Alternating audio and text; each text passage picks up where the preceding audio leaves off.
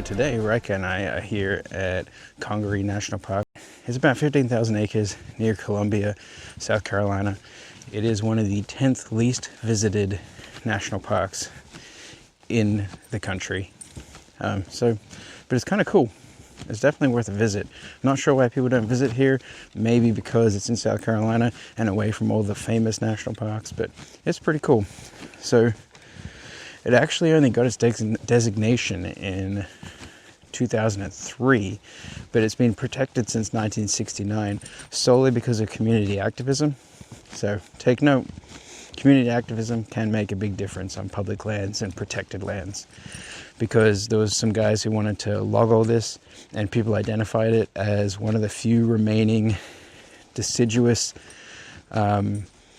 old growth strips of land left in the country, if not the world. So now it's protected. Pretty cool. A lot of different species of trees, a lot of different ecology in here. Squirrels right there. Miss Rika's seeing them. It goes from some slightly elevated lands to swampland to rivers, lakes. You can actually fish here if you follow the rules. One of the cool things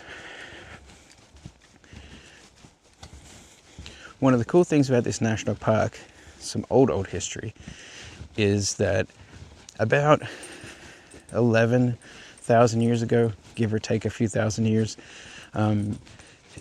the ocean would have sat right on the border of this national park, just after the Younger Dryas period.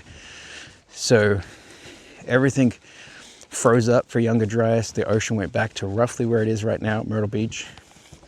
Then when that ended, all that water unfroze, flooded all the current inland area up to this point, which is 2.5, almost 3 hours drive from Myrtle Beach.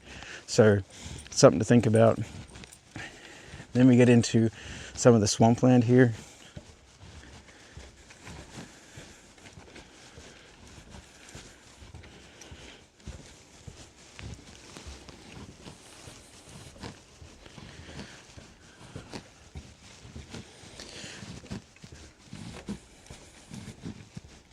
So some of the trees here grow up to 165 feet tall, some a little more. Most are in between, but very tall trees here, which is not expected for South Carolina, which is why this tract of land is so unique, why it's a national park.